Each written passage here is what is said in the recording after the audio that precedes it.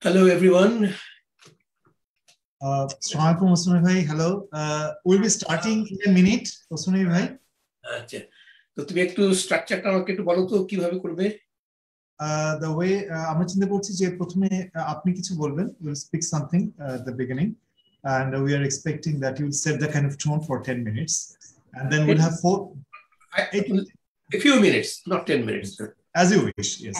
So, and then we'll have 4 presentations, each 14 minutes, that will cover an hour, and then we'll have a designated discussion for around 15 minutes, and then an open discussion for around 25 minutes, and then you will have the closing comment. So I shall try to. Who is going to do the timekeeping? Sir, we have a timekeeper, Salim. So they will actually give the notification at 12th minute, that 2 minutes are left, and at the 14th minute, the final notification. So actually, it will be announced by Dr. Bidisha now. Dr. Bidisha, you can start the process, formal process. Can I just add before you hand it over to Bidisha that I, of course, would like to see a very lively discussion, not only presentation, but there is a severe time constraint on my part.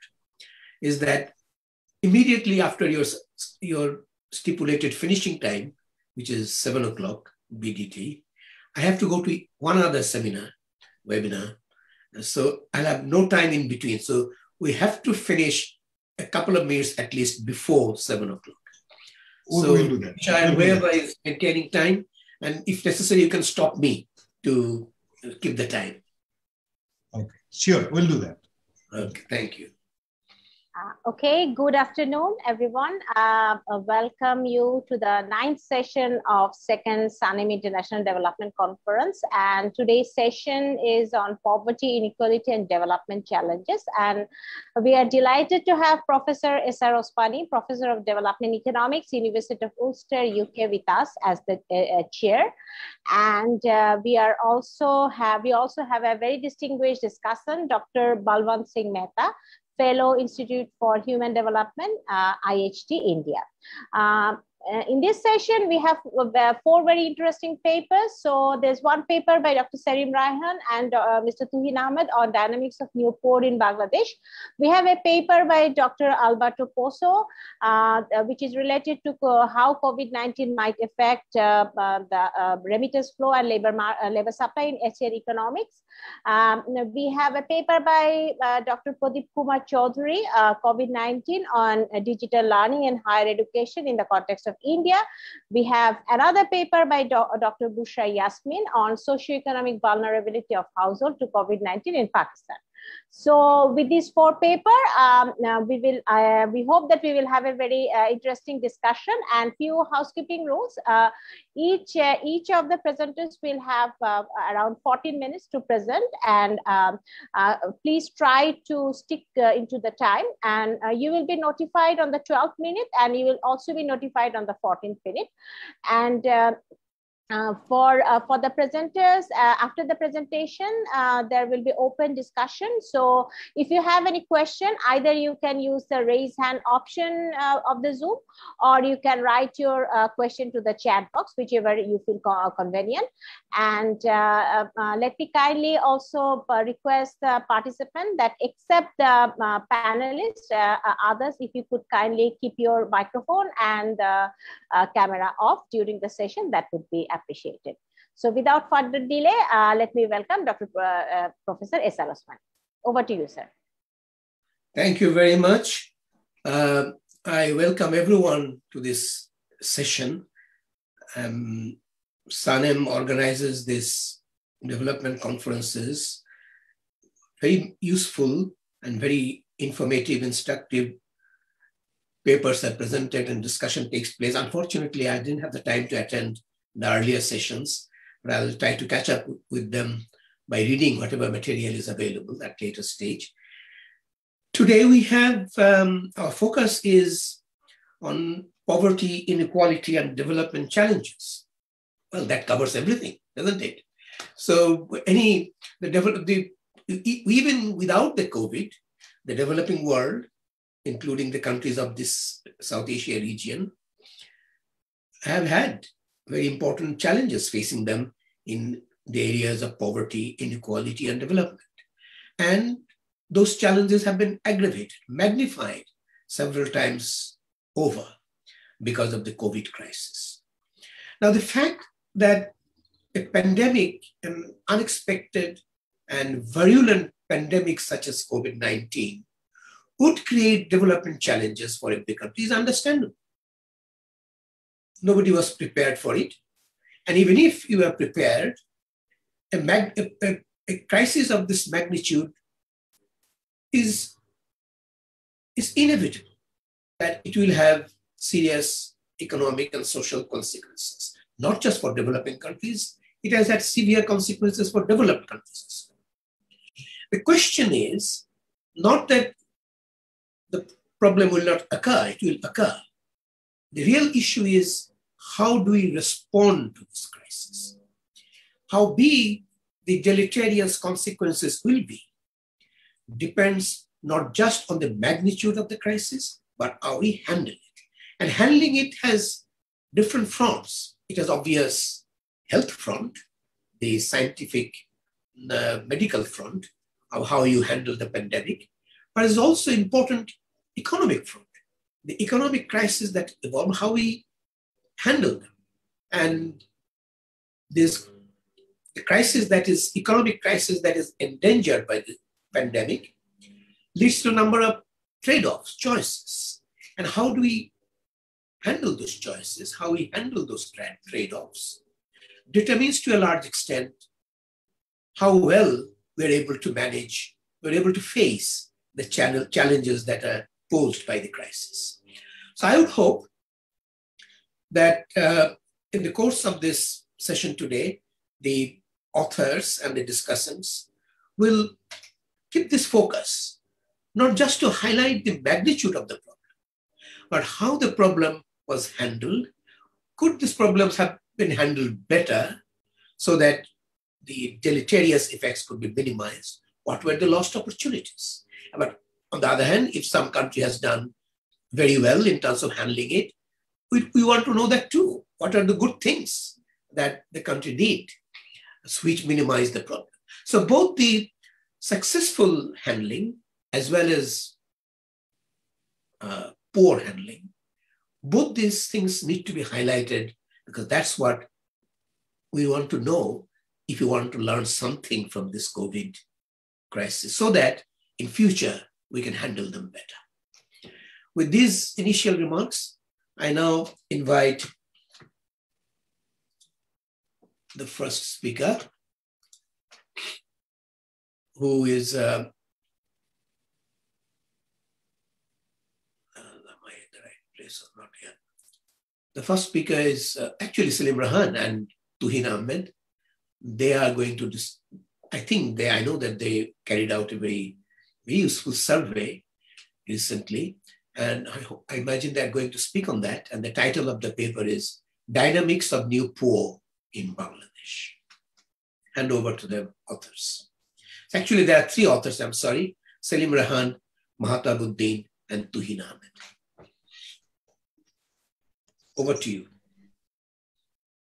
Many thanks, Professor Yasser Osmani. I think it's a great opportunity to have you in our conference and as the chair, and we always look forward to listening from you. And I think it's a great opportunity. Thank you once again for accepting our invitation. So we'll be kind of quick because there are so many materials, so many information here, and we can't really put them in a single presentation in a very short time. So this is the kind of the research what we did, and the survey we did back in November, December last year to understand the poverty impact of COVID-19. And we came up with the kind of understanding that there's a new poor in Bangladesh now, and then try to understand what is the kind of dynamics of the new poor. I'm not really getting into the background because I think we all know the COVID's impact on the poverty and the kind of the threats it had during the lockdown situation, as well as the way it affected. So let's get into the kind of so what we did, actually, we did a kind of used a panel data. So we had we actually conducted a survey of 10,500 houses back in 2018. What we call is a pre-pandemic. And then another one we have conducted in November, December last year. So we called it during the pandemic time. So we actually went back to the same set of households. And then we can actually create this kind of panel data to understand the dynamics. So during this time, there are also similar studies actually which have happened. Some surveys were also conducted by PPRC, BIGD. They also tried to understand the new poverty. And for example, they reported that there is a 2.5 crore non-poor population. Population fell into the poverty line, below the poverty line.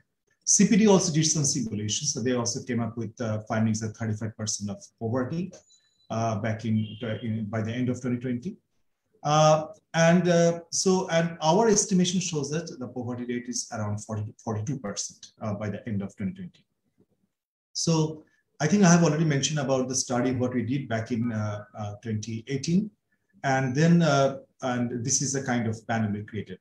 For example, even the government's planning commission, they also came up with some findings in June 2020, using the HIS 2016, that the poverty rate could be as high as 29.4%, but that was not based on any kind of survey.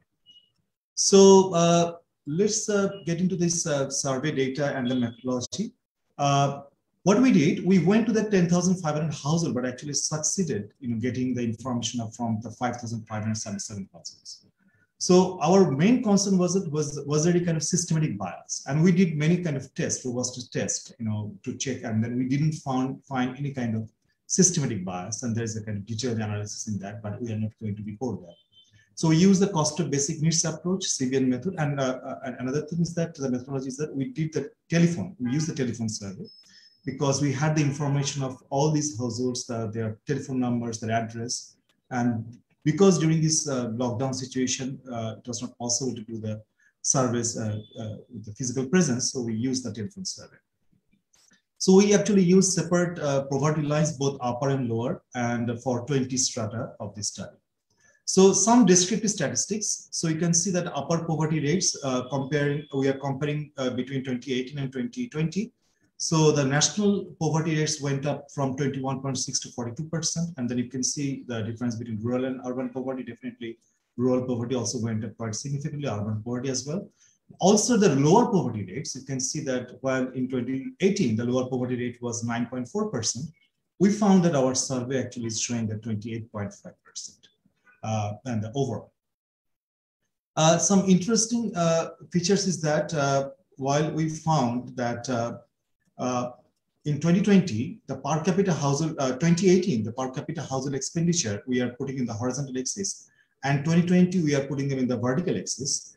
So even just not controlling for, the change in real per capita household expenditure, you can see there's a large number of households actually, they fall below the 45-degree line. That means in absolute level, the households per capita expenditure actually fell in 2020 compared to their level in 2018. And same story holds for food expenditure and non-food expenditure. So this is something very interesting, what we call the dynamics of new poor. So you can see that in 2018, the households who were extreme poor, it's both the fallback and the graduation. So you can see in 2018, the households who were extreme poor, 46% of them remained extreme poor in 2020. And then, may I know if someone can please mute the microphone because it's creating noise, the background. It's the extreme, so 46% of them remain the extreme poor, but you can also see the graduation because a part of them also, they moved to moderate poor, vulnerable poor, and non-poor, non-vulnerable. But you can see that for the moderate poor, those who were moderate poor in 2018, 41% of them actually fell into extreme poverty. And 17% of them remain in the moderate poverty, same level. But also you can see some graduation. For the vulnerable poor, you can see 34.8% of the vulnerable poor who are vulnerable poor in 2018, they fell into extreme poverty, and 14% of them fell into moderate poverty. And then you can see that 21.4% remain in the vulnerable poverty, and there is a graduation. And even for the non-poor, non-vulnerable population, you can see 49%, 9.9, or 50% of them remain as non-poor, non-vulnerable, but remaining 50% actually they fall back, in the poverty. So we also found that in terms of per capita food expenditure, per capita non-food expenditure, you can see that for different categories of households, extreme poverty, moderate poverty, vulnerable poverty, there are, for the extreme poverty and moderate poverty, poor households, you can see some large falls.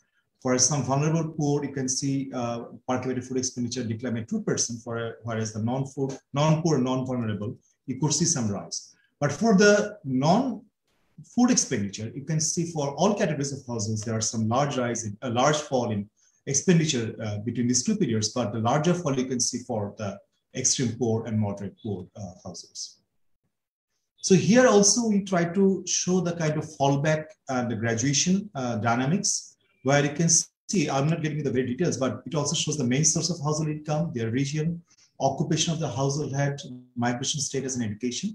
And you can see that actually households are deriving income there from different sources, and they have differences in their source of income. And agriculture still occupies a large source of income for many of these households.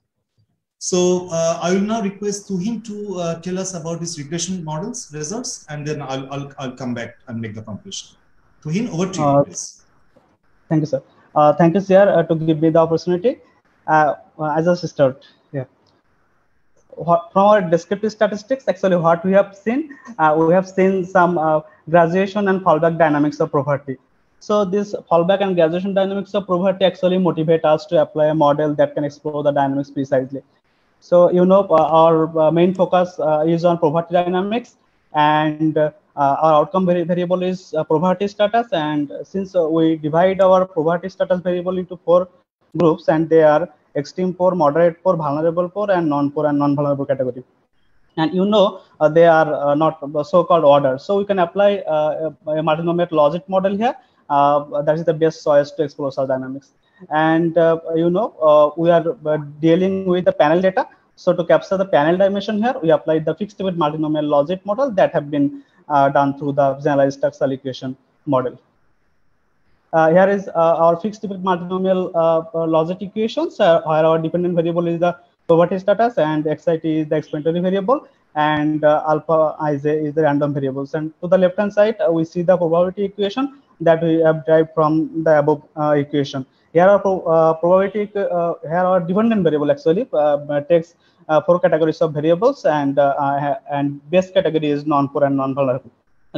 So what we want to explore from it, we want to actually understand the relative importance of factors while falling back into poverty, that is from non-poor and non-vulnerable category to other lower order category. So we call this equation as fallback equation, and we see the same probability equation to the right hand side. And here the only difference from the fallback equation is that here our base category is extreme poor. So we want to understand the relative importance of factors while graduating from poverty, that is from extreme poor to other category. Next, please. These two slide we have used our explanatory variables, and here are our regression results that we have actually found from our fallback equation. And here the base category is the non-poor and non-vulnerable. I am not going to interpret all of these variables, but I just summarize the results. The fixed with multinomial logic estimate of the fallback equation actually identifies the following factors as aggravating factors. And these factors are female-headed households, rural households, larger household size, households from Rangpur and Rajshahi division, head of the household employed as day laborer. So one explanation is other things are remaining constant. Female-headed households have higher likelihood to fall back into extreme poor over non-poor and non-vulnerable category compared to the male household. This 2 slide also shows the regression results from our graduation model, and here our base category is the extreme poor. And the summary result shows the fixed with multinomial logic model, and this model also identifies the following factors, but as facilitating factors. These factors are male-headed households, household heads with high level of education, households main source of income as non-agriculture, households having access to electricity, urban households, households from other division than Rajshahi and Rangpur. And the another explanation is given here. I request Dr. Salim Rahan sir to continue. Thank you, Tuhin. Actually, yes. So before getting into this government support, economic recovery support, this is something what we try to estimate. I also I'd like to mention that I actually forgot to mention at the beginning that we actually covered all the 8 divisions of the country and 39 districts. So we tried to make the survey as much as possible nationally representative. And then our sample information actually, we haven't included those slides, but it shows the kind of distribution of samples across divisions and they are kind of nationally representative. So now what in this stage, actually at this stage now we want to tell you about the kind of, we tried to estimate the kind of how much would be required to actually help these poor people to get out of this poverty. And also a large number of non-poor households, what we have observed, because they were not poor in 2018, but they have now become poor in 2020. So what we try to do, this kind of conceptual framework, I can assume that it can be a bit debatable, but we want to provoke a bit the kind of discussion. So you can see that in the horizon, in the vertical axis, the per capita household expenditure, and the red line is the upper poverty line. So what we call the kind of total support. So I'll try to explain that total support. We just break it down into two parts. One support, what we call the government support from the government in terms of through different kinds of social protection programs, and the other part is the support through economic recovery. So what we are saying, so for example, all the households who are poor below, they are below the poverty line income, and then if we really want them to take them above the upper poverty income, this will require the kind of government support. We try to estimate that amount, how much would be required for the government to uplift those 42% households, they are below poverty line. So to uplift them above the upper poverty line. But we found that there are almost around 29% of the households, they were non-poor in 2018, but they are actually now become poor. So in order to move them from this red line to their per capita income expenditure, which was Dear presenter, you have 2 minutes left. Thank you very much. So in order to uplift them from this upper poverty income to the per capita expenditure level, which they had in 2018. So what we are just arguing that probably we need the kind of speed of, that will be dependent on the speed of economic recovery. The point is that if this speed of economic recovery is slow, then probably we may observe that, we may say suggest that the government support will be required to kind of the recovery of the households, to get them back to their 2018 level. So what we have found, we just found that this column is the government support to uplift all poor people above poverty line income in 2020.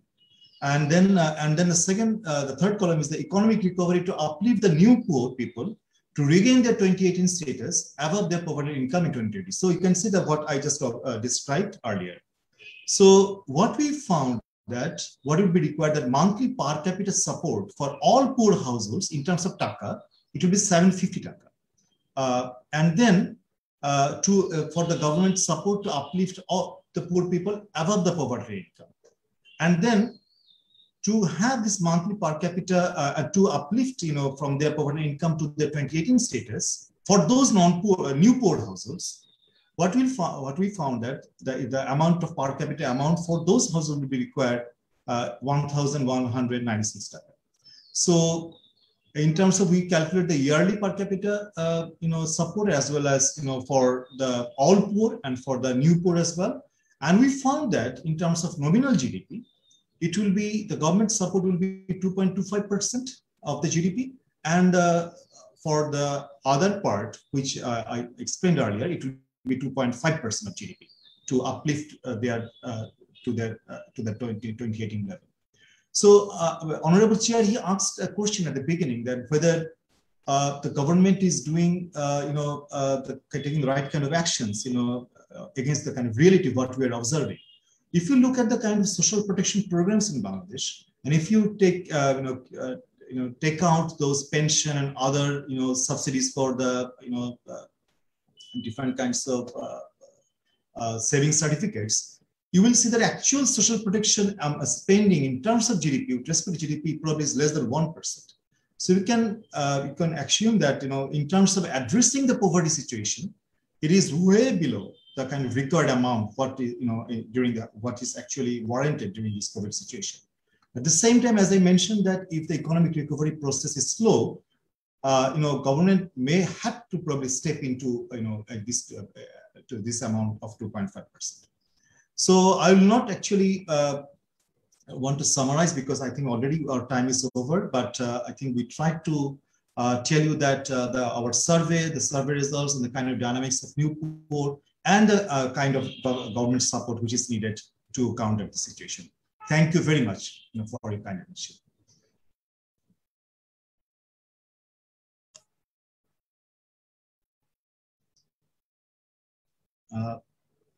Honorable Chair, your microphone is muted.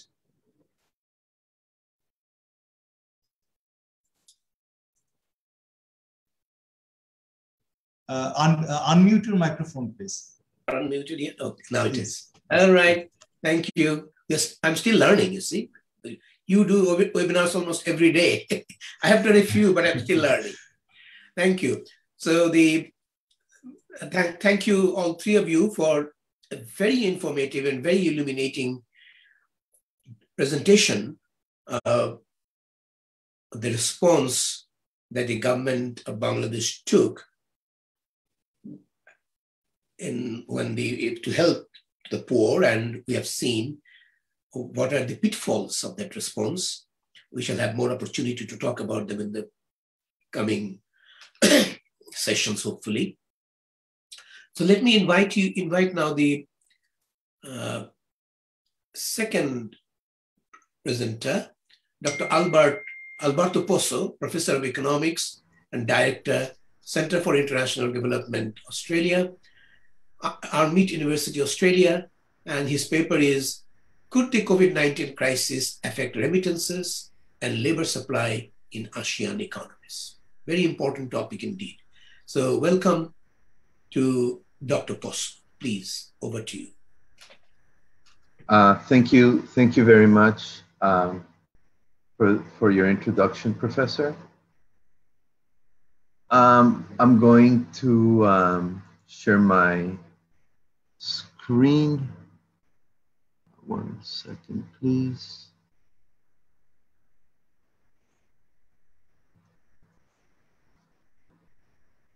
Okay, I hope everyone can see that. So, given the time restrictions today, I'm going to focus on just the labor supply part of this story. So, the title is going to be whether the COVID-19 crisis could affect labor supply in ASEAN economies. And I use some macroeconomic data to make some quick conjectures. So the key problem here is that the COVID-19 pandemic has shown us that economies around the world, including ASEAN economies, are vulnerable to health economic crises. So these are economic crises that are born from health shocks. Policymakers are unprepared generally to deal with these, with the complications associated with these types of crises because of the very little research that exists on the vulnerability of ASEAN and other developing country economies to these sort of type of health crises. In fact, most of the existing research that focuses on crisis touches only on financial crises, but these can be very different to health crises in terms of their economic effects.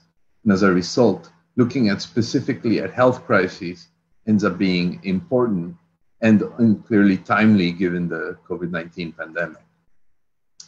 So what are some key differences? Well, while both financial and health crises can have very significant effects on the real economy as we're living now, financial crises affect access to credit, and they generally curtail investment and can result in broad and prolonged crises that reflect issues in the structure of the economy.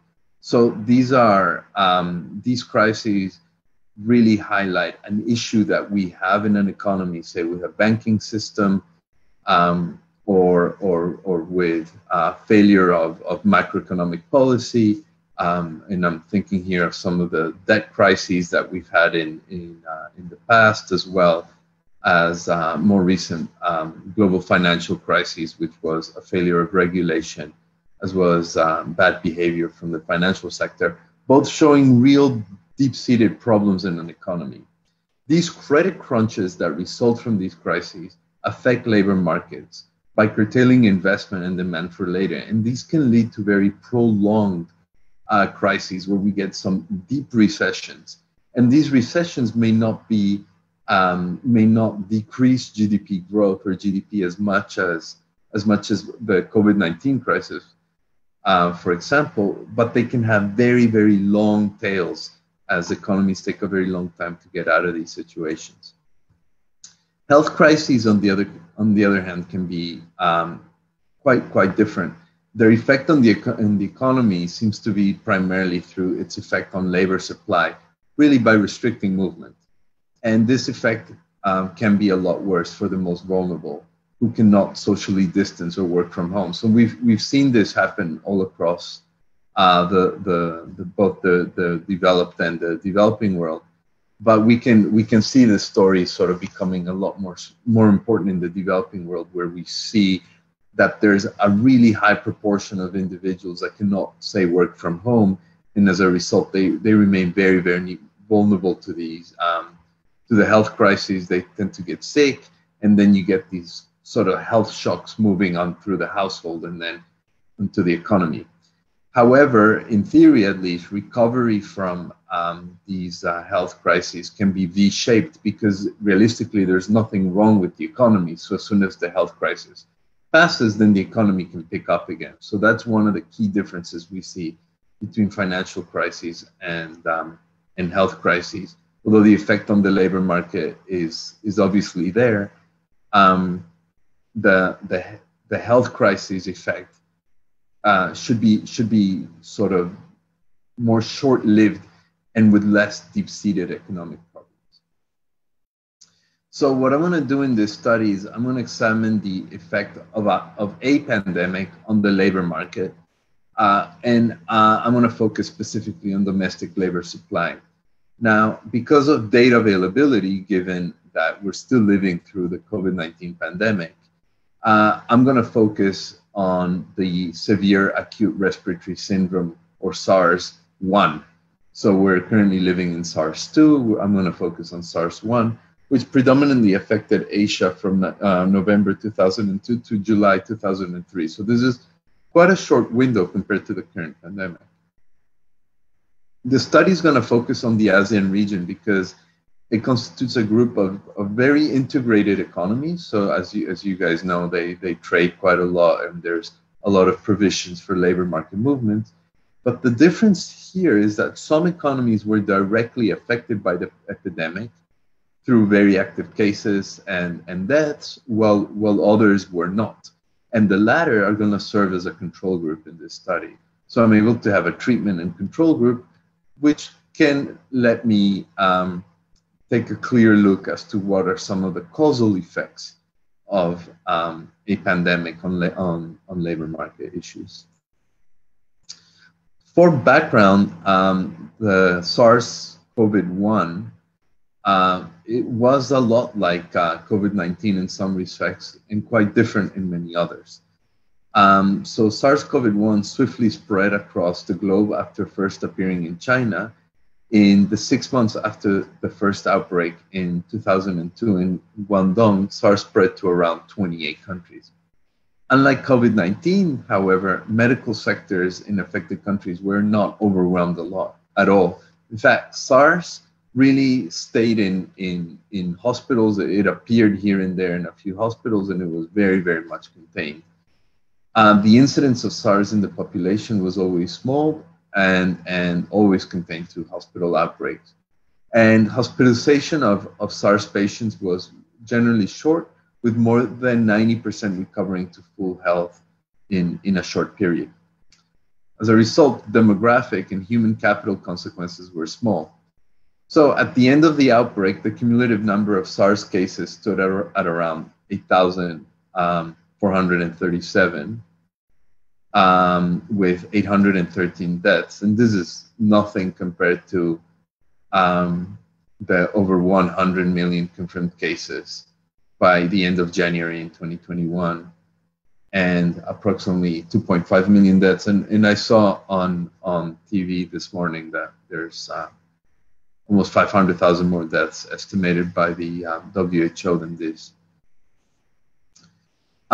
So we know they were different, and we know that SARS didn't have the same health consequences as COVID, but like COVID, there were some significant and important economic effects. Fear of SARS infection actually led to a substantial decline in consumer demand, especially for travel and retail services, and people were practicing quite a lot of social distancing. And if you happen to travel throughout the ASEAN region at the time, you would notice that, you know, particularly social distancing and people staying at home was very much widespread. Moreover, a key public health policy response to suppress SARS in 2003 was quarantining, that is, stay-at-home orders, as they're known in other places. So we do have these similarities. So the nice thing here, I guess, for us is that we have now a distinction between SARS and COVID-19, where SARS has none of the sort of health-related costs, at least not to the same extent, but it maintains a lot of the economic and social implications and responses that we're seeing now. So in a way, when this study is going to basically highlight the effect of the social and political responses to the epidemic, without really having to look at the health responses of the epidemic, given that these health issues during SARS were quite tiny compared to COVID-19. So in a way, the comparison is neat in that respect, but unfair in the sense that we're not picking up the full health effect. In terms of data, I'm just going to keep it very simple. I'm going to use macroeconomic labor supply data, so labor force participation rates, coupled with SARS data, which is available from the World Health Organization, while the macroeconomic data is available from the World Bank World Development Indicators, so very, very easy to just download the data. The analysis adopts a two-tier approach, so I'm going to compare countries affected by each outbreak in each period, using a dummy variable equal to 1 if you were affected by SARS and 0 otherwise.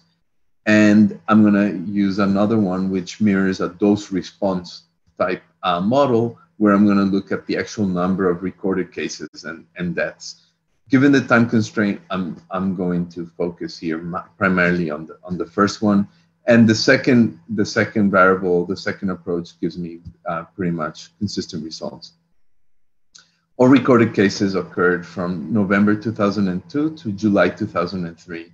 So in the analysis, 2003 is really treated as the year of the outbreak. Dr. Poso, just checking with you, are you going to change the slide, or will you keep this original slide, the title slide, unchanged? I'm sorry, is my slide not moving? No, your slide is not moving. Oh my God, just one sec. Okay, let me just check again. I'm really sorry about that. I've been let me try this again. Sorry about that, 1 second. So you're just seeing the title slide, is that correct? Exactly. Oh, okay. I'm sorry about that. I've had some issues with this in the past. If you want, we can play the slide from outside. Yeah, I did change them a bit, but let me see if I can. share now. Is Yes. that better? Yes, summary statistics. Summary, okay, good. And do you see, if I go back, can you see data now or just summary statistics? No, it doesn't change. Okay, so I'm gonna try, I'm really sorry, I'm gonna try something else. Professor Poso, we can share on behalf of... No, Shoaib, Professor Poso, he has changed the presentation. So.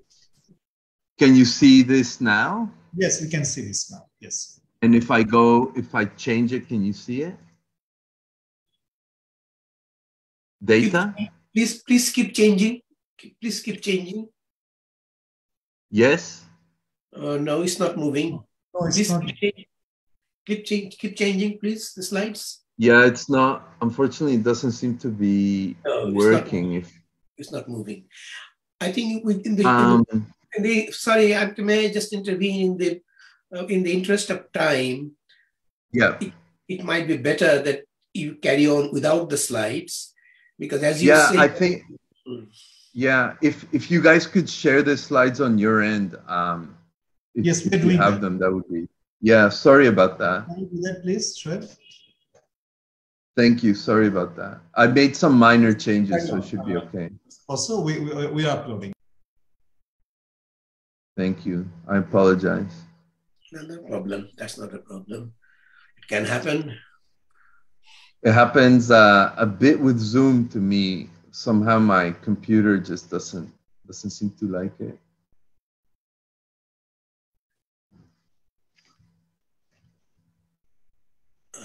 Okay, good. That's perfect.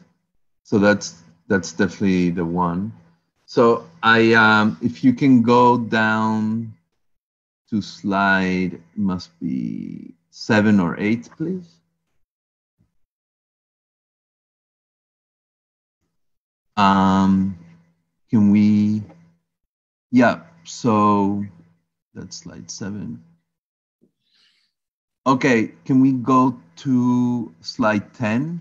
I think that's where I was. Okay, actually, do you mind going back to 9 so I can just explain the data? Thank you.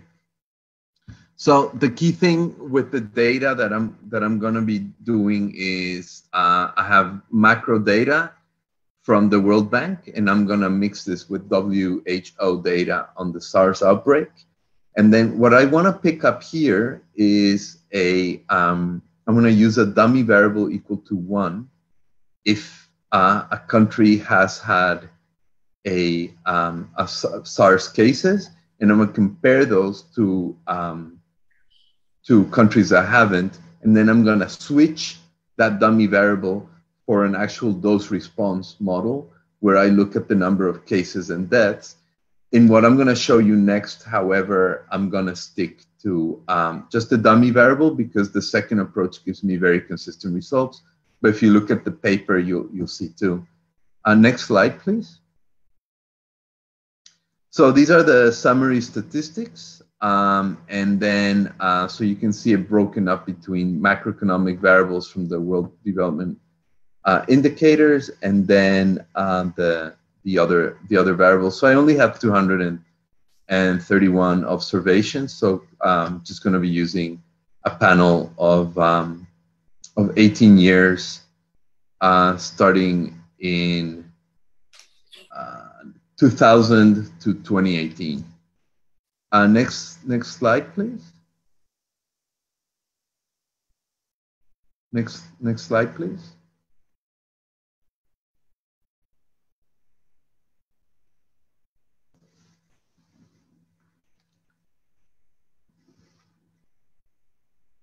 I think you can do full screen here if you want, and then just click next, if that works. Can we go to slide 11, please? Okay, so with the empirical specification within ASEAN, the SARS epidemic behaves as a natural experiment. As I said before, we have countries that were affected with specific cases and countries that were not. Since SARS did not exist prior to 2003, a clear treatment date is available. So basically, it started in China in late 2002, but I can use 2003 as a clear treatment date. And so not all ASEAN countries, as I said before, were affected. Only Indonesia, Malaysia, Philippines, Singapore, Thailand, and Vietnam were. So we have a clear control group made up of the remaining countries. So I can apply a simple difference in difference approach to estimate the role of the pandemic on remittances and labor supply. But in this case, as I said earlier, I'm just going to stick to the labor supply story. Next slide, please. In terms of the model, it's pretty simple. So we have YC. So the dependent variable is labor supply. Then I have YC, or actually it's gamma C is a dummy variable equal to 1 if countries experience SARS. Lambda is a dummy equal to 1 when treatment began. And then I have DCS, which is the product of gamma and lambda, which is going to be my DID estimate. And so beta is the DID estimator. And in other specifications, I as I said before, I substitute the gamma C with the number of cases and deaths, and I get a dose response model. Next slide, please. Now, the robustness of the DID estimator is tested by making the results conditional on GDP, country fixed effects, year fixed effects, and country specific time trend. And the inclusion of country fixed effects replaces gamma C with country specific dummies. So that just changes the model ever so slightly. Next slide, please. I wanted to talk a little bit about the timing of the shock here, because in your traditional DID model, you would basically have treatment beginning, in this case, in 2003. So you get basically 0 before 2003, and then at 2003, you get your treatment day beginning, and then you get 1 thereafter. But what happened with SARS was a little bit different. So treatment began in 2003 and really ended in 2003. So in a way, countries were only exposed to treatment for 1 year. Dear and then you presenter, get... if you could kindly wrap up your presentation within 2 minutes, please. Yeah, sure. So so then you get this abrupt end afterward.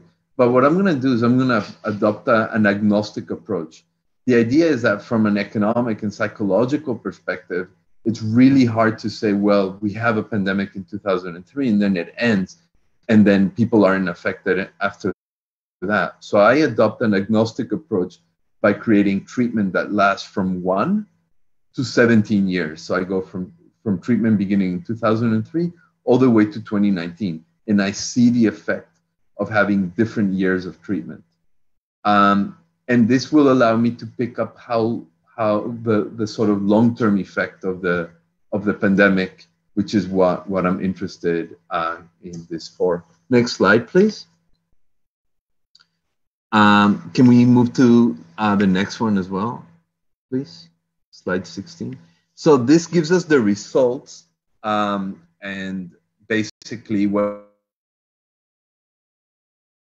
here on the bottom tells me whether I assume that the pandemic lasted, or the economic and psychological effects of the pandemic lasted 1 year, 2 years, 3 years, and so on until I hit 18 years. But what you can see is that there's really no statistically significant effect for men. So these are point estimates with 95% confidence intervals. Those 95% confidence intervals on the male side of things do suggest that we are likely to get a 10% level of significance and negative for those. But I ignored 10% level of significance, and I focus just on the 5% level of significance and below. And what you can see on the female side is that really for the first 5 or 6 years, you do see this prolonged negative effect. So next slide, please. So the SARS epidemic had a statistically significant effect on labor supply of women, but not men in the short term. After 1 to 4 years of treatment, the female labor supply remains negatively affected by SARS. Experiencing SARS decreases women's labor supply by somewhere between 2 and 6% during the first year of exposure. Can I go to the next slide, please? So the key idea here is that even a very small epidemic like SARS that didn't cause the same level of devastation as COVID-19 can produce very long-term effects on labor market. And these are gendered. These are particularly worse for women. And one explanation for that, because you have to keep in mind that during this epidemic, only Singapore actually had school closures. A reason might be that the female sector of the labor market was more heavily reliant on sort of face-to-face and these things where you cannot socially distance. So they were predominantly affected. And we know this is happening in this pandemic. So the current pandemic, we could observe both male and female labor supply effects, but they're likely to be worse for women. So clearly the policy response needs to adopt a gendered lens when it comes to that. But I think I can end it there and leave it for questions. So thank you very much for your time. Thank you very much, Dr. Posso, for this presentation of a topic which is not often discussed. When you talk about long-term effects of a pandemic like COVID, most often we tend to focus on, see, the damage that is being done to the economic viability of enterprises, which takes a long time to recover. We also focus on lost human capital as the schools and college, educational institutions remain closed. But this other aspect of long-term effect on gender dimension of employment in the labor market, not often discussed. So what you have done is a very, very instructive light you have thrown on a dimension of long-term effect that is not often discussed. So thank you very much for that. Sorry about the technical troubles you had, but things like that happen. The next speaker is Dr. Pradeep Kumar Chowdhury, Assistant Professor of Economics, Jawaharlal Nehru University, India. Yeah, good afternoon to all from India. We are in from different parts of the world, so timing also varies. Thank you for giving me an opportunity to share my views. So I'm trying to talk on COVID-19 and digital learning in higher education in the context of India.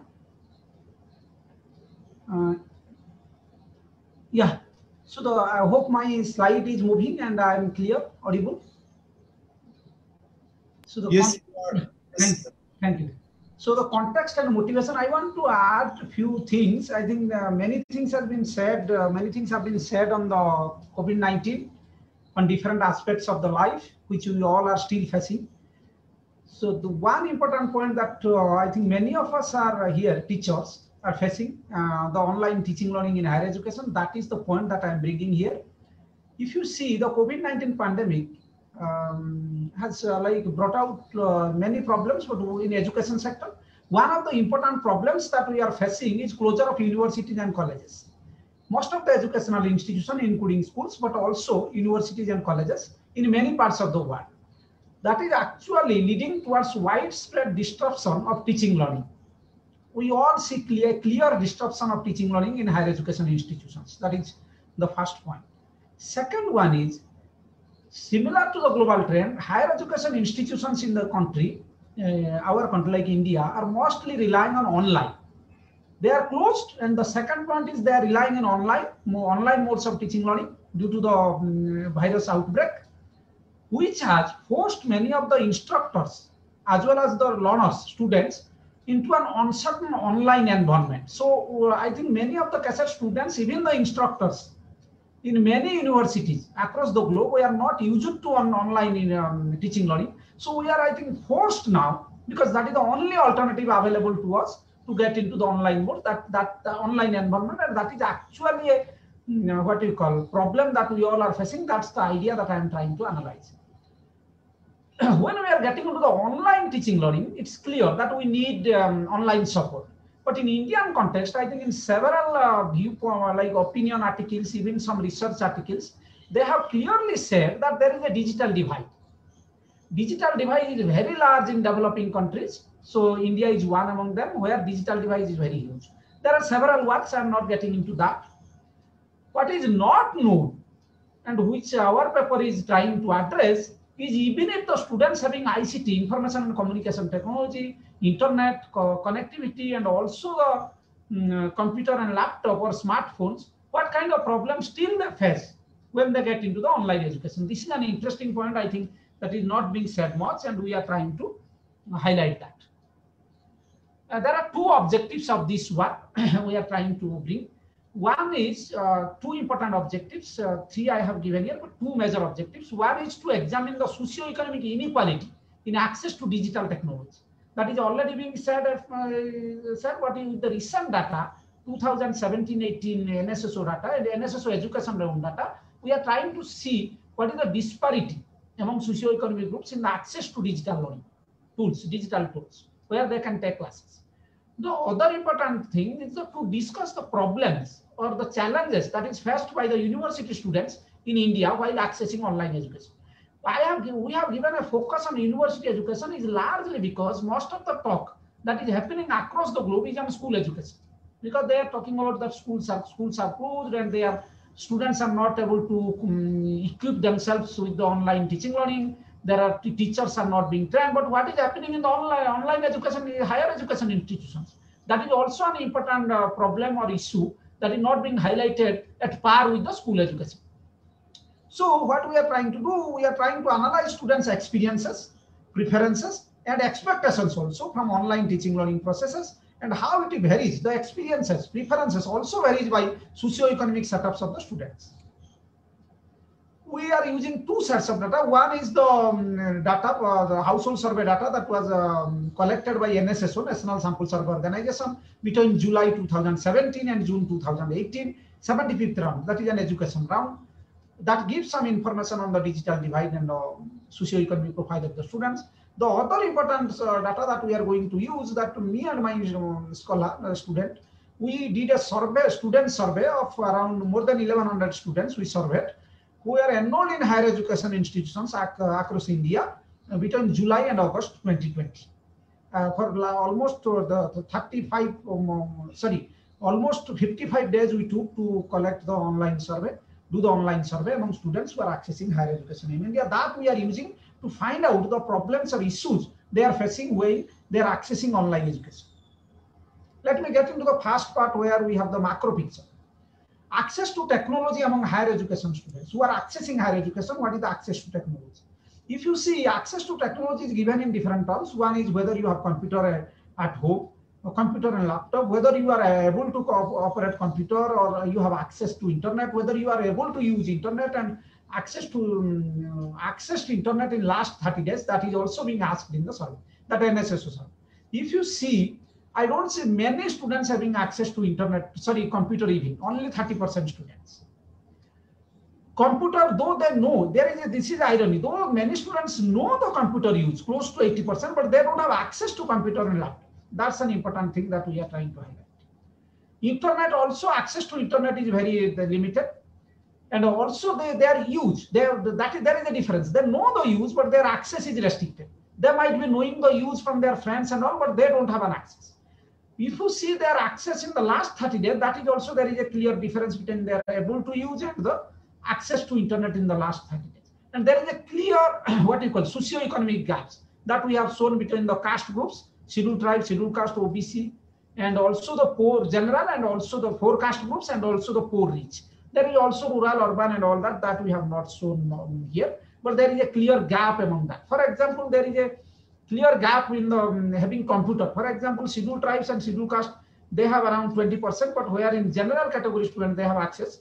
to computer around 40%. So there is a clear socio-economic variations in their access, but we'll get into the access a little later, what kind of access they have. What is the idea that we are trying to analyze in the latter part of the paper is even if they have access, largely they have access to mobiles. So you know how difficult it is to take classes and do the classes through smartphones. There are different difficulties that students have shared that I will come little later. Sorry. Is it working? Yeah, students having access to internet at home. If you see the rural-urban divide here, the access to internet, it is clear. Internet access by rural-urban regions and also by income quintiles. What we call in household, sorry, NSSO gives consumption quintiles, Q1 to Q5, the poorest groups to richest group. You see a clear difference in the access to internet between poor and rich, that too in rural and urban areas. You can see that even the one important what you call striking feature here is the urban poor having some access to internet. That's the region, the red line at all India, urban India, or the red line that shows that poorest having the highest, and that declines a bit among Q2, Q3. Again, it increases. So that we have to see very clearly that what kind of internet access they have, that we have not analyzed because that is not available also, that information in the NSS. If you see the primary survey data that we did, the access to internet and the problems they faced, I'm going one by one. Students' access to different e-gadgets by economic status and location. If you see the rural urban and also the poor rich, that you see clearly. The first part is the rural urban, second part is the poor rich. Largely the access is for the smartphones. The first one you can see very clearly, the top one. The pyramid, if you see the two pyramids we have given, the bottom part of the pyramid, that is the first line. Largely they have smartphones and they have very less, like even computer, laptop a bit, but computer is very less. They have printer and all are very less in most of the cases. So what actually it signifies that later part we have built the storage on this, that they have clearly said that even if we have access to mobile in some cases, but actually it is becoming so difficult to get into the classroom through mobile, and even uploading assignments, doing many other following instructions by the teacher and all that. These are real stories that is coming out. Connectivity issues. We asked about the connectivity issue, the speed of connectivity, because taking a class, most of the time, even if I am also taking the classes online, even today, but you see the connectivity issue is a major issue that students find. Even if they have internet access, yes, no, but it's not a question of yes, no. The connectivity matters a lot. If you see there is a clear difference between rural urban, between poor and rich in the connectivity issue. That clearly see, I'm not getting into each of the components here, but if you see the overall also, that's the picture is clear. There is a clearly connectivity. So we have asked the connectivity whether it is enough to streamline video and all that. That is a standard measurement of the connectivity speed that we have seen very clearly, and there is a clear difference in this. That actually creates problem for them. So what I'm trying to, the first point I raised in the initial slide, that it's not about only access, whether you have access or not. Even if they have access, they face different issues on that, which is not being addressed in the literature, neither in the literature, not in the policy space. If you get into the next point, students attending online classes. Students attending online classes, there are many students are attending online classes. That's clear. I'm not saying that all students we have surveyed are attending online classes. Most of the students, they have attending online classes, but there is the attendance of online classes through these e-gadgets and all also varies between location, caste and income, and also institution type. That is very clear. I'm not getting into each of the component. You can see very clearly this. If you see we asked about the digital learning issues, that what kind of digital learning problems that you face while you are taking online classes. One important point that came, I think almost all, close to 90% of the students, they said that very clearly there is a feel of what you call, close to 80% of the students, they said there is a peer interaction they are missing. And that plays a critical role in the learning environment, create an ecosystem for students learning. If you see, the students who come to the classrooms and also the university campuses, they learn a lot from outside the classroom. That not only help them in their teaching learning and present teaching learning, that the course they are doing, that also helps them building themselves into a good human capital that they can sell out in the labor market, because they gain competency, they gain confidence by talking to the peer group and all that. Even they bring the differences in their language learning and all that. That actually is a major issue the students have narrated. We have got some what you call open-ended questions, and this has come out very prominently that peer learning is a missing component that we are finding. Dear presenter, you have 2 minutes left. Yeah, I'm getting it. So there are also online privacy threat and all that. There are several problems, but I am highlighting one important problem, that peer interaction, that needs actually future research, further research and all in this. Digital learning issues, if you see, I will ask about their rating the learning in strongly agree, disagree and all. So they have again said that missing face-to-face interaction is an important component. Difficulty in completing the coursework, completing the assignments is another important problem. Teacher availability also, teachers are not available always online and all that. That creates problem. In some of the campus atmospheres, teachers are available and they interact a lot. That helps, particularly the first generation learners or the learners from marginalized sections of the society to grow a lot academically. That is actually missing. I'm a little fast now.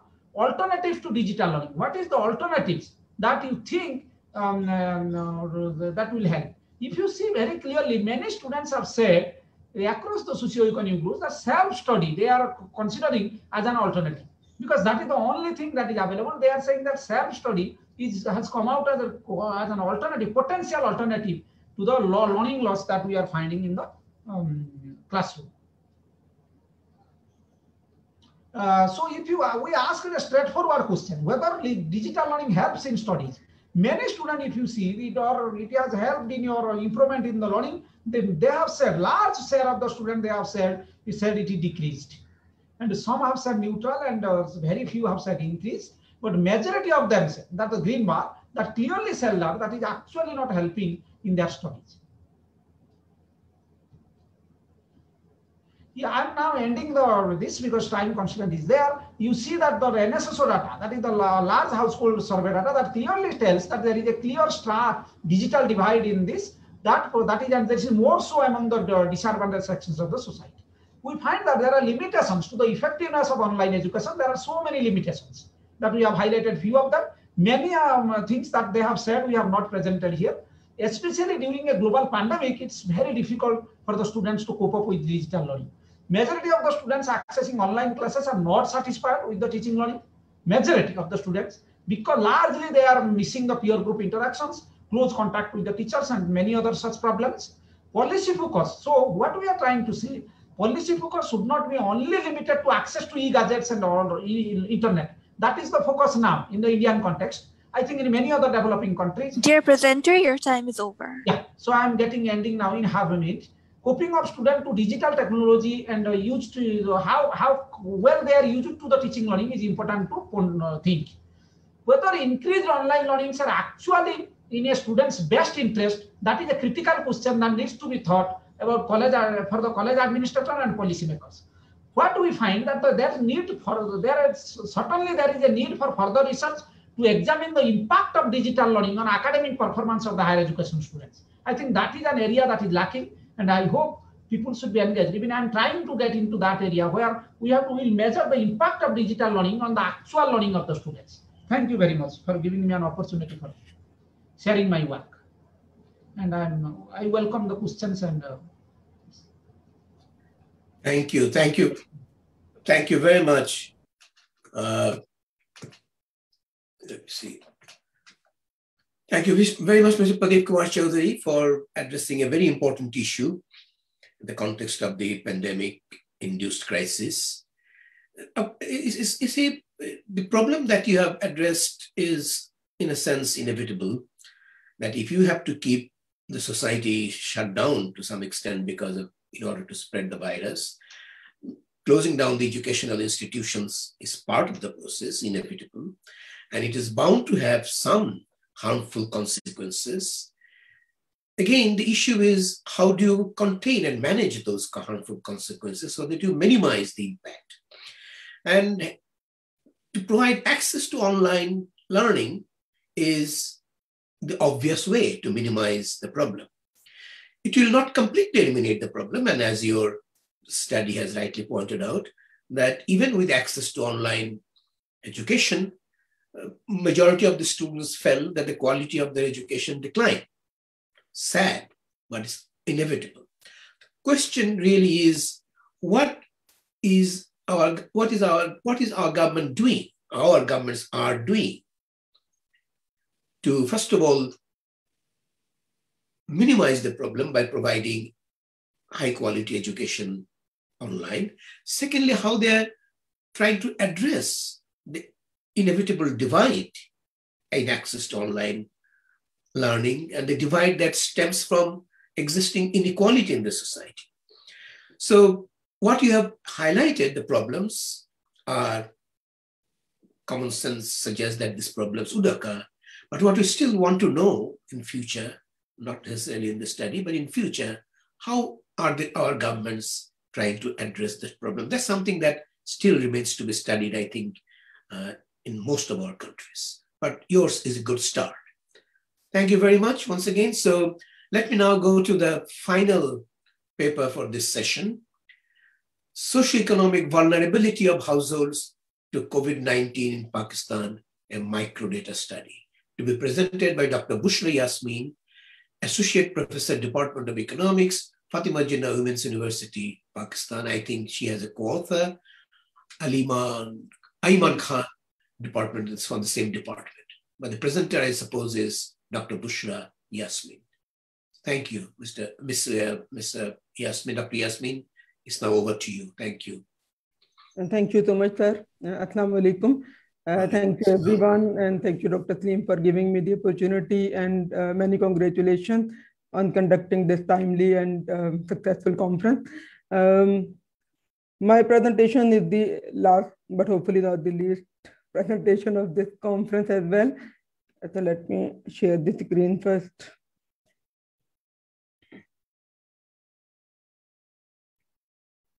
I hope my screen is visible. Yes, it is. Thank you. Thank you.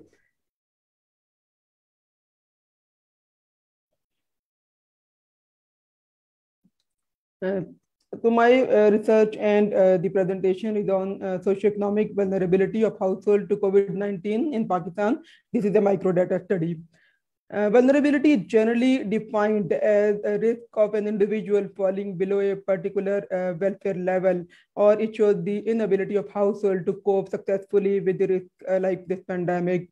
Vulnerability is directly linked with poverty dynamics, including income poverty, decline in food security, sustainable livelihood problems, and others. And it generally arises from socioeconomic inequities, population density, poverty, lack of awareness, weak institutions, and poor infrastructure. However, natural disasters and such unforeseen calamities can intensify the vulnerability of households, especially when there were not effective disaster management planning in advance. And the coronavirus appeared to be such a shock, which turned into a global crisis shortly, bearing both the short and long run implications for the countries and their households.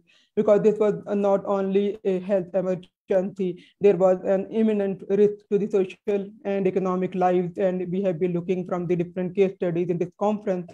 And specifically due to lack of risk management strategy and poor planning in health sector impart serious implications for the socioeconomic well-being of the countries generally and specifically for Pakistan. When we look at the multidimensional vulnerability, actually COVID-19 has evolved into a multidimensional development crisis, and this has intensified the structural vulnerability. And now the debate is shifting to minimize exposure and risk of shock, which result actually in decline of the well-being of masses. According to a UNDP discussion paper appeared this year, they computed multidimensional and economic vulnerability index that was based upon so many macroeconomic indicators. And the average score on MVI of Pakistan was 26.7, where the range for the highest vulnerable group is from 52.7 to 10.4 regarding the minimum vulnerability. According to Global Health Security Index, Pakistan stands at 105 out of 195 countries with an overall average score of 35.5. Comparatively, India scores 46.5, much higher than that of ours, Bangladesh 35, Sri Lanka 33.9, and overall 195 countries average was 40.2. Similarly, when we look at the Human Development Index, Pakistan again ranked below at 154 out of 189 countries, where India stands at 131 and Bangladesh at 133. So these are not very promising features on the part of Pakistan actually. There are both types of the disparities, gender and regional. Female labor force participation, according to recent data is 22%. And there exists as well the poverty disparity between the rural and urban areas, where in rural areas 30.7, while in urban 12.5% only live below the poverty line. And similarly, rural areas have high share of multidimensional vulnerable population as compared to urban areas.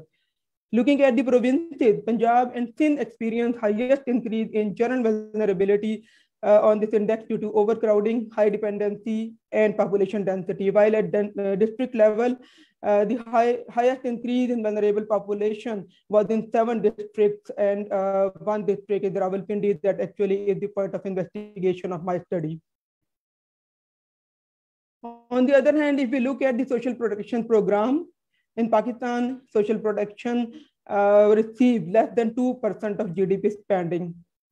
And looking at the social protection index, Pakistan scores 0.047, that is lower than South Asian countries average, that is 0.061 according to Asian Development Bank report of 2015. And according to World Bank, 56% of households in Pakistan were classified as vulnerable.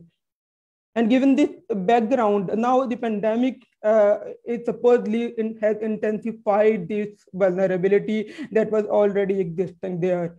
And social protection programs were actually not designed to decrease the risk intensity attached to such type of the pandemic. And this has been working less than potential by covering only 2 to 3% of the population. So overall, this requires a transformational approach that is addressing the root causes and drivers that generate and reproduce inequities, specifically in the wake of such crises. And we need to design some effective household poverty reduction effective planning. So from that context, the objective of my study was to assess the socioeconomic vulnerability of households in response to various hazards attached with COVID-19 in Rawalpindi district, that is comprised of 7 tehsil. And second objective was to estimate the factors which determine this socio-vulnerability index.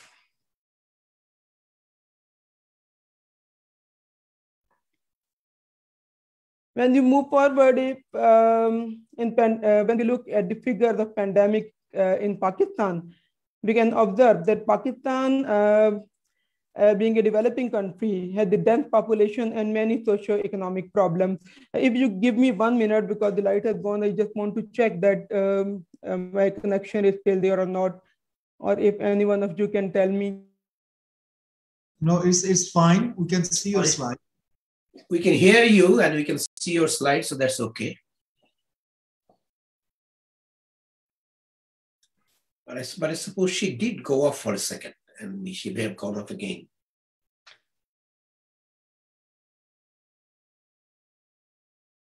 I'm afraid she is off now.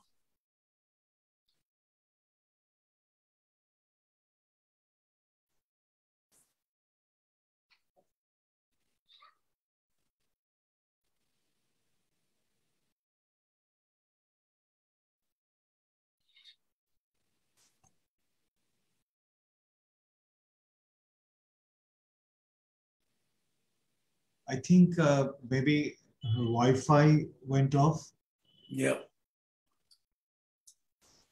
That's what it looks like.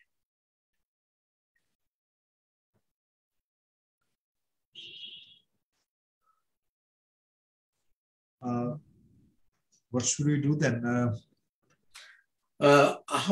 We have lost a few minutes, haven't we already? So at this time, we should have been into the designated discussion, shouldn't we have, Salil? Yes, true. Should we then move to the designated discussion? And if Bushra Yasmin comes back, then we can ask her to do the rest of the presentation later. Not the full-fledged rest. She can, when she comes back, if she does, hopefully she will, we may give her the opportunity to summarize her findings. Sure, of course. But we can go on to the designated discussant trial now. I think we need to, in order to save time. So may I welcome Dr. Balwant Singh Mehta, Fellow of Institute for Human Development, India, to give his point of view. Okay. Thank you, Chair, and good evening to all. And thank you, Sanim, for inviting me for this important session of the conference. Obviously, the paper, 3 papers presented in the session have covered a range of issues related to poverty, inequality, and developmental challenge across the South Asian economy. As rightly elaborated by all the presenters, that COVID-19 pandemic has pushed millions of people into the poverty trap and also widening income gap condition. So that's for the first, I'm just summarizing what the first paper and what presented by Dr. Salim Rehan and other 2, I think, writer. So the first paper is COVID-19 and dynamics of new poor in Bangladesh. Obviously, they extended this discussion on how the pandemic reversed the gain of the impressive poverty reduction and added new poor in all the countries across Asia and even across the world. So this is an excellent paper which analyzed the data, panel data before and after. Obviously not after, we can say it's currently, even the pandemic is ongoing, but we can say that how the scenario has changed before and after. So that the paper shows even, the IMF report and even other reports are clearly highlighting the same issues, that how this pandemic has pushed millions of people into the poverty trap. So this paper is really very insightful, and the what exactly is is a kind of lesson which the other countries also learn or can collect this kind of data, which exactly show how the new poor, how we can address the new poor, what kind of estimates, what kind of budget we require. So that is kind of a very good new insight. I think we have learned, and other countries would also learn. Where particularly, I will say about India, after 2011, there is no such poverty data is available. So this is a kind of new lessons which the other countries also learn. So that is one of the positive things about this presentation. And my comment is like there are some kind of improvement which you can do in the paper. One is you were talking about the overall analysis, like you are combining rural and urban when you talk about the head count ratio, or you have estimated per capita poverty line and all. So if you see not only Bangladesh, I think Pakistan and India and other Asian countries, they are particularly dominated by rural economy and the urban. Urban is obviously still around, I think, 30 to 40% when you see the population ratio or density. So that is one kind of issue, and where if you combine the things, that gives some kind of misleading picture. So it's better if you estimate, if you even in your multinomial equation, if you do a rural and urban kind of a separate analysis, that will give a very, very good insight about how to go ahead and what the policy implication of this. Because the other things which I feel, I think what I've done till now, because I've also done some kind of surveys in India and some other analysis. So that one of the striking which I've realized, like here in India, apart from the other sector, agriculture is the only sector is a silver line, but like where we have seen the growth. The other sector is declining, and even if you see the employment and job losses, agriculture has the minimum kind of thing. Obviously, so in your analysis, what I've seen in agriculture and in rural area, there are high, but like the people has gone into the poverty. So that kind of thing which I really, if you elaborate, because I'm not very clear about it. So if you elaborate how it happens, because that is the kind of thing which is a new, because if you see the losses happened in informal sector, particularly in the urban areas. So even when we talk about the future action, future way of action. So we have to also deal with now in India, there is a national rural urban guarantee schemes, employment guarantee scheme, but we don't have such kind of schemes which gives the minimum guarantee guarantee of job guarantee to the poor. So that kind of schemes we are always emphasized to the policymakers, and to the same kind of schemes should also implement in the urban area. So that kind of thing we can also think about the other country, because urban area in this pandemic, I think, have more job losses than the rural area. That is one my perception. Obviously, this may not be applicable to other countries. So that if you do the analysis in separate analysis, that will give a kind of a new insight. I think that is one. The other one is the policy is obviously you have rightly pointed out, there are the policies. There are the the government has announced several stimulus packages and all, but the main focus is to how these are implementing, because in other countries we have seen, particularly in the kind of disaster or in kind of pandemic, this kind of disaster, the packages or the implementation process is very very problematic. So that is one kind of thing. We have the one paper we just presented the last paper presented is kind of digital. We have to use now. We must use the digital technology. We take the help of the digital technology, and that digital divide is the most important factors which has come out in this pandemic. So we have to think about how to bridge this digital divide, because the cash transfer everybody is talking about, and even the other schemes and all. So that if we bridge the digital divide, we have experienced, we have also seen in kind of some South American countries like Chile and other. So they have distributed, particularly the devices, the smartphone, the internet packs to the poor and the vulnerables, those who do not have access, even their children don't have access of schooling and all. So that kind of thing we have to think about, because we are always think of, now the digital also comes under this mobile phone and internet and all this kind of is a lifeline of the people. So that should also should be inclusive. That should also include a kind of when we talk about any kind of the package, any kind of assistance to the welfare assistance to the poor and vulnerables. So that is one first paper.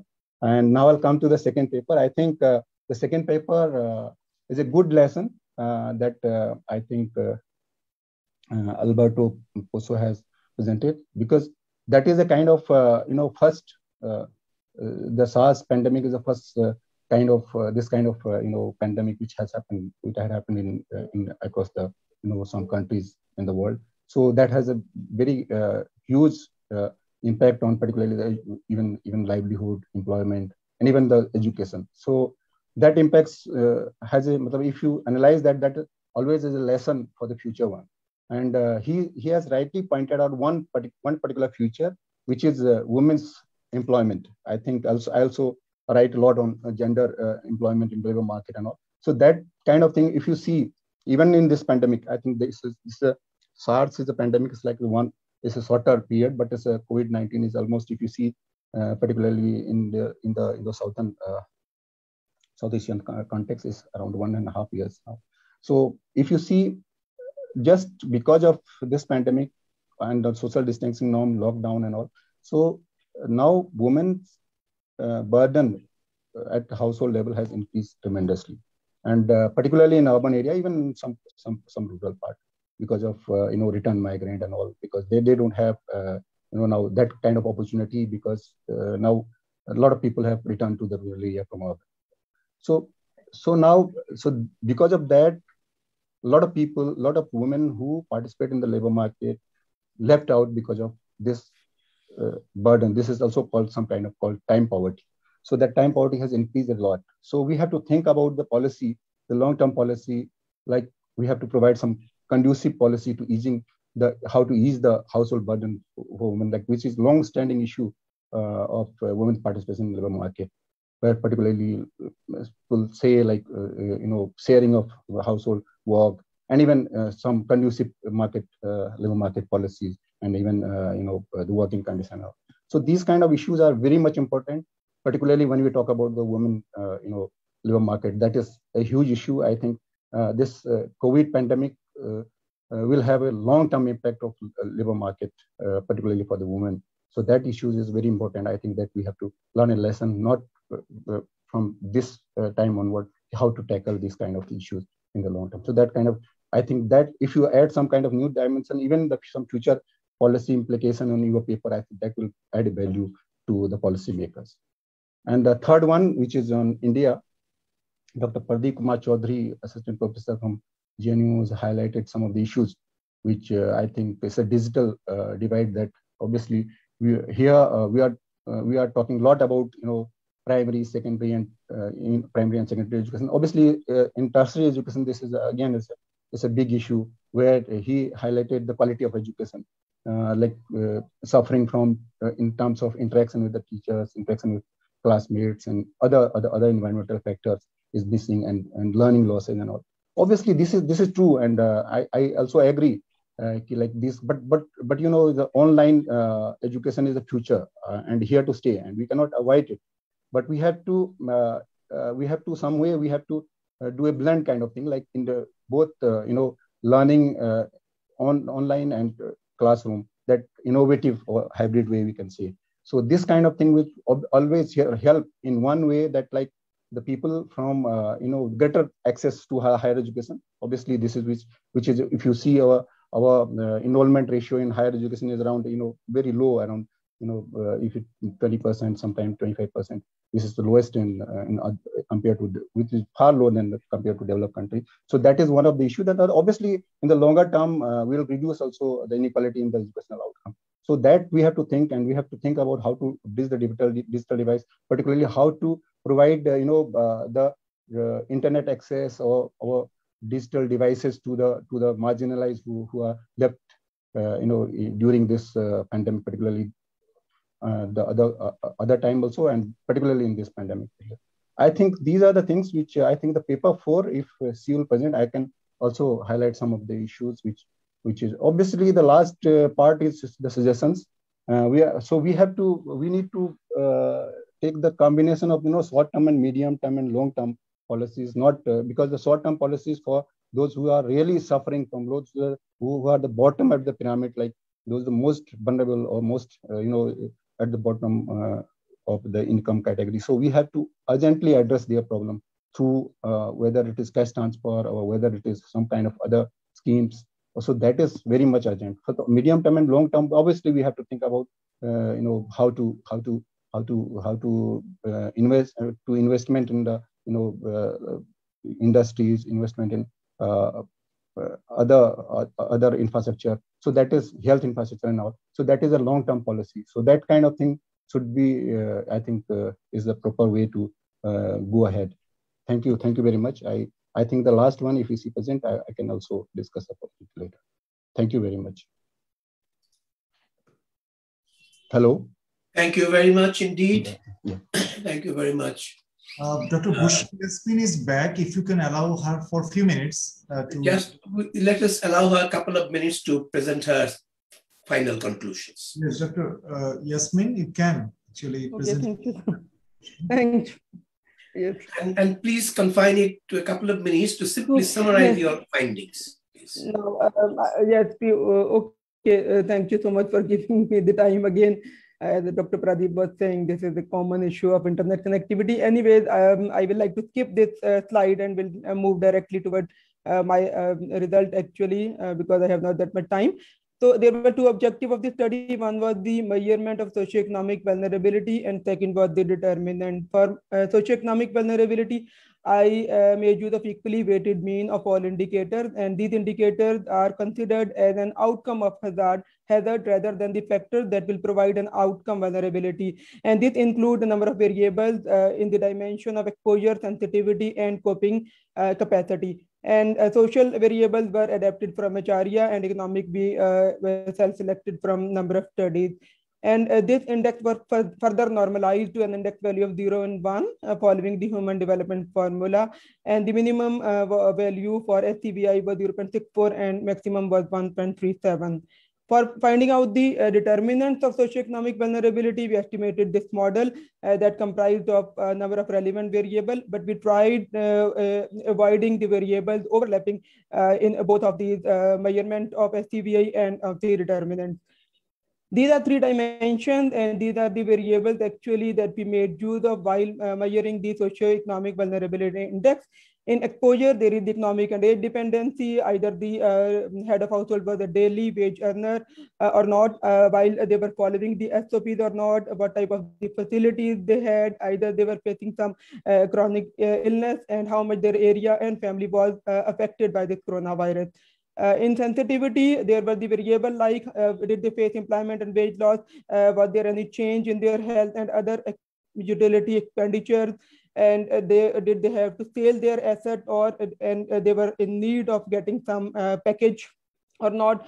Some variables on educational quality and quantity as well, and some psychological factor like they treating this COVID as media hype, or this was stressful or not. This was on a 5-Likert scale. Then the final dimension was coping strategy that include that what type of the measures like in food support program, any cash and kind assistance program they avail, was there any relief program and health program specifically initiated in this area after COVID-19, have they get vaccinated or they are planning for it. So these are the variables we used in SCVI. This is the statistic for the determinants of socioeconomic vulnerability index, but for the sake of time, I will like to skip this as well, and moving directly toward my result. And our main focus was the Rawalpindi district that is comprised of 7 tehsil, and the population of Rawalpindi is above 5 million with 888,765 households living here, and our sample size was 240 of the household. This sample is well representative in the sense that there was 3% margin of error, though we didn't generalize our findings for all over this area. And here we applied both the univariate and bivariate analysis for getting to the result. Dr. Yasmin, please confine your remarks to your findings rather than the methodology. We don't have time. Okay. So these are the findings, and the socioeconomic vulnerability index shows that in our sample, overall 65% were grouped in moderate and high vulnerability, while 35% of the selected sample were fall in the low vulnerability group. And from the regression of the determinants of socioeconomic vulnerability, there were a number of variables, and we applied ordered logit, probit, and mean regression, and the results were consistent in its significance and from the sign perspective and the diagnostic test result as well. The major finding provided that the crowded household with more number of members were on high probability point for being more vulnerable. Household living in urban area were less vulnerable as compared to people living in rural areas. The head of household, if the head of household was male, they were on better probability point in handling vulnerability, so they were less vulnerable. This actually is the indication of existing gender gap that is prevailing in every sphere of life, and these findings are quite consistent with the macroeconomic evidence to COVID-19 in Pakistan. Similarly, regarding governance and capacity of government role variable, the people who believe that government is taking effective measure to deal COVID-19 and they feel they will come out from pandemic safely were on high probability point for being less vulnerable as compared to others. And from the socioeconomic determinants, the low income group was at high probability point of socioeconomic vulnerability than those with high income. Similarly, those who had the health and other basic utilities available, who had the access before Corona, even the better medical facilities, and they were less vulnerable as compared to their counterpart. And the people who were self-employed were more vulnerable as compared to those who were employed. On the basis of these, there are some direct and indirect suggestions coming out from a result that government need to expand its social protection program. It need to increase the financial assistance program like cash transfer and easy loan scheme. Although there were the SARS cash emergency program and Benazir income support program, but that may be that were not that much effective in view the situation of the vulnerable group. And this should not be gender biased, as well as we have seen from this particular sample result. Looking at the budget, government has increased its budget tremendously for the social protection program. But again, we have to look at the fiscal space. I don't know how we are going to handle with this large expenditure on the PSDP program. So we need to rigorously follow the progressive taxation scheme. Similarly, in the budget, we see that due to increase in the basic utility, there would be inflationary pressure. And only 2% of the GDP is again specified for the health sector. So we need to move into that direction, and there should be gender budgeting as well. This has been putting up in the agendas and well documented, but still implementation is not actually there. And similarly, from the results, the working of the local bodies is required to be monitored for their effective control of pandemic and identifying the vulnerable groups as well. So this is all from my side. Thank you so much. Thank you. Thank you very much, Dr. Yasmin. I'm sorry for we are all sorry for the interruptions we had, but I'm glad that you finally managed to complete your presentation, which has been extremely useful. So I can see that we now have barely 20 minutes left for the session. So those who are keeping time, may I suggest that we now allow, say, 15 minutes for open discussion, and I shall take less than 5 minutes for my final roundup, which is not going to be a big thing anyway. So it's more important that those who are participants have more opportunity to ask questions. So whoever is moderating this question and answer session, please make sure that the questions are short as well as the answers are short. Honorable Chair, we can see a raised hand, Suraya Roy. Hello. I thank you all for this session. It was a wonderful session. Hello, is it audible? Yes, yes. Okay. I want to ask this question to Professor Pradeep. The study was very interesting. I want to know that the results of the primary data, does this result changes from one state to another? Actually, I want to know about little about the survey design, actually. Thank you. Should I respond or wait? Professor? Yes, please. Briefly, very briefly. Thank you. Yeah, very briefly. So this was a all India survey, and snowball sampling was the method. Like we have designed in our paper, we have given very nicely. Actually, how we did it, we sent to some students, then also some teachers. Then students were connected with the students, and teachers were connected with the students. So it is student, student, teacher, student, that kind of connection. Because we don't know 1120, 22. We only might have sent 100 or few hundred, but that actually went into several places. So I don't know actually in sampling procedure what we can call it. It's not snowball, even we don't know many of them. Large survey students we don't know because that was connected by others.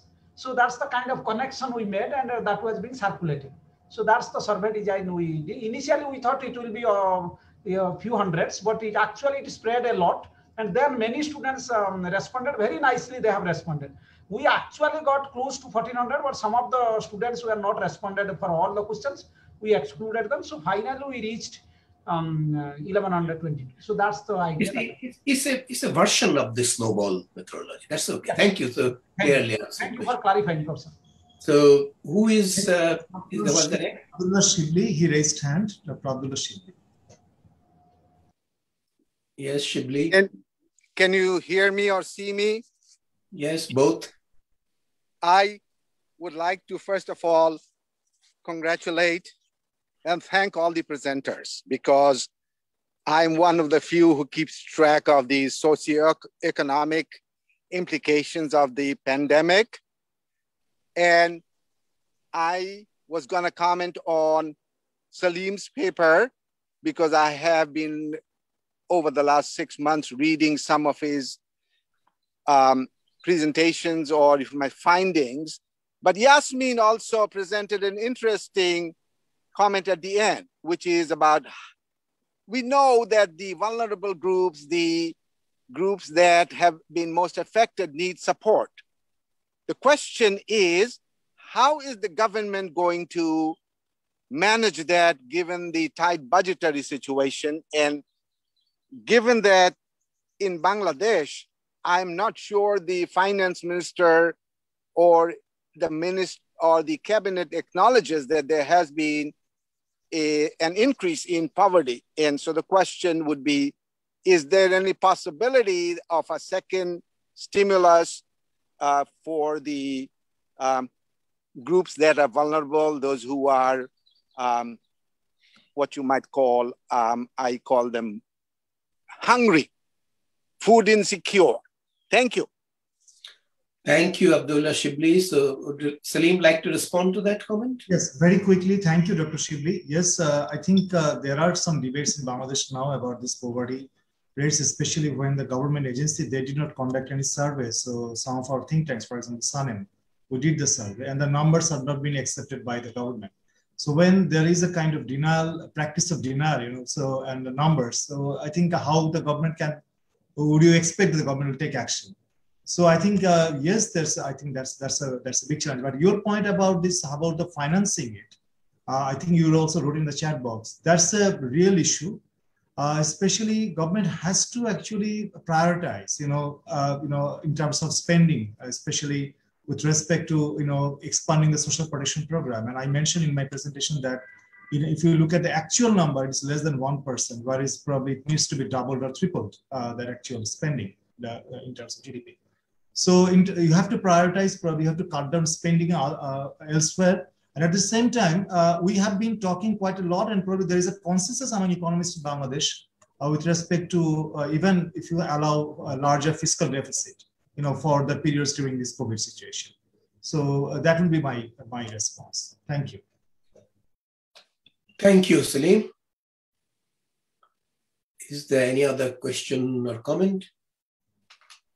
No question, but the discussant, he asked some questions. Chair, shall we respond? Yes, I think you could start responding to the discussant's comments. If in the meantime, other questions come up from the general audience, we can deal with them. Okay, let me very quickly respond, then probably other presenters can do the same. Thank you so much, Dr. Singh, actually, especially your comments on this econometric part. Yes, there could be some puzzles, especially with respect to the impact of the rural areas on the agriculture sector. We are actually doing this similar, running this regression.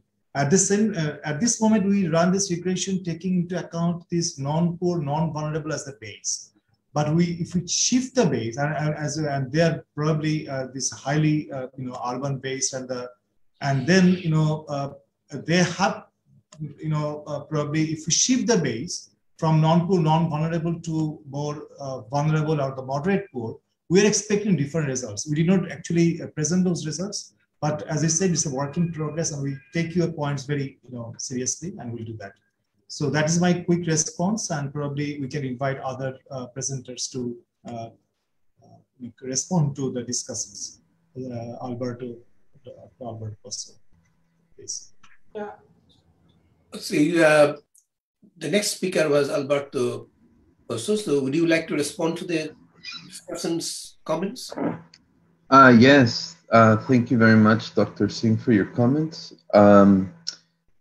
I think you're right. The policy implications here are really important. In my view, though, it's a bit difficult because these are policies that would have to start at the household level, as you rightly pointed out, with a few changes and perhaps some household targeted campaigns that talk about the burden of household work and the division of labor within the household and some of the implications that there are for men and women there. And that change needs to happen from that point, given that the burden of these pandemics is overwhelmingly felt by women. At the same time, though, the government response needs to be there in order to facilitate women's transition back into the labor market in the aftermath of pandemics. And this can be done through a series of various policies.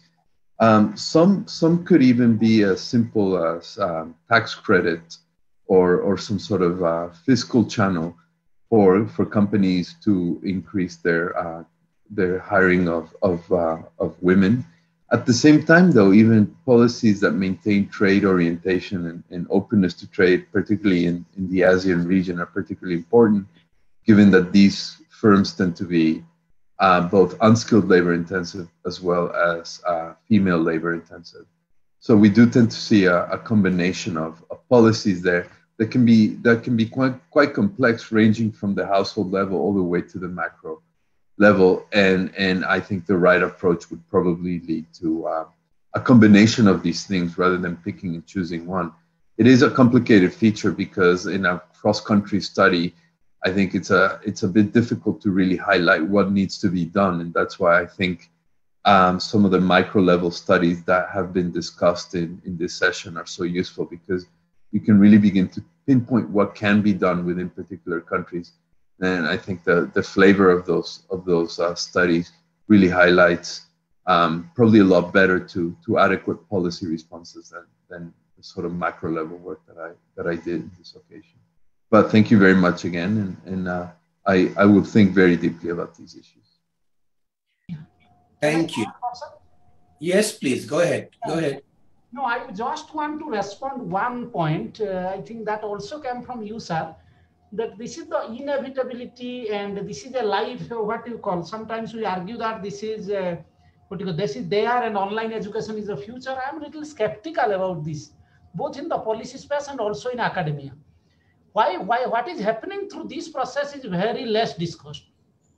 Why government of India, for that matter any other government, is not highlighting or not setting up a national level committee or even the state level to understand the situation of the students or universities or schools and finding some solutions very critically, instead of saying that there is a pandemic, nothing can be done, education sector. Because I follow the policy prescription.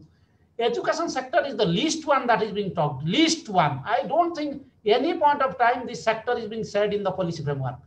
What is happening in the schools, rural area being shut down for 1.5 years. There is no single learning. Teachers are not being trained. Many issues. And this is actually pushing back to centuries. The loss that we are, I think Hanusek and others, they have, several of them, they have estimated the loss that we are trying to get. But there is least is being said in the policy framework. That is very surprising and very astonishing. And we should get into this debate very clearly. That's the only point I want. Absolutely. For my part, I fully agree with you. And this problem of simply turning a blind eye to this problem is not just unique to India, it's happening in other countries. It's happening very much in Bangladesh. So we open up things very quickly. Only thing we rigidly not opening up are the educational institutions. That is where we are following lockdown much more strictly than most other nations in the world, whereas in every other sphere, we're happy to open up at the earliest opportunity. And it's something that is not being discussed and debated enough, sadly. Thank you. And I'm not sure if the discussant had any comment on Dr. Yasmin's paper. Yes, actually. You had. So yes. I don't know whether Dr. Yasmin had an opportunity to get it. But if Dr. Yasmin could respond very briefly to your comment on her paper. Actually, I've not commented on her paper. You have not? I'm just, I'm just like her paper is really, just confirm what actually available in other, public forum, other papers, other studies and all. Because these are the issues which really pinpoint, because these kind of studies are not available at present because of the pandemic, or you can say lockdown and all issues. But this is a very good paper, and she highlighted some of the issues which are really important, but just confirm those issues which are existing in this pandemic time also. So one of the issues, one of the like methodological issue, I'm just highlighting. If she will she just add those things, I think this paper will be a greater importance. One is that if you are preparing a composite index, so it's always better to prepare compare with other districts, other states, or you can say like, so that will help us to understand what exactly how that that value, the score of that vulnerability score is higher, why it is lower, because those factors are very important. So my suggestion is to just, if you have the data, if you have some kind of, obviously there are limitations, but if you go at the lower administrative level, like if in Indian context blocks or villages level, then you compare 2 or 3 where which are the factors which resulted in lower index value, which are the factors which resulted in higher index value. So that will add your value, because here you are just describing a particular district on some kind of indicator, not the across districts. So that will, I think, help us also, help other people also understand what are the factors which resulted into higher value and which the lower value. I think that is the only part. Thank you very much for your valuable suggestion. We have only 5 minutes for you. Yeah, that's right. So I would ask Dr. Yasmin to take these suggestions on board. She doesn't have to respond to it for the time being. But thank you very much once again, all of you, for giving us this wonderful discussion and presentation. So there's 5 minutes left. I don't think there's any more hands have been raised, and even if there are, unfortunately, there isn't any time. So I don't want to take much time either, but I'm not going to summarize the discussion.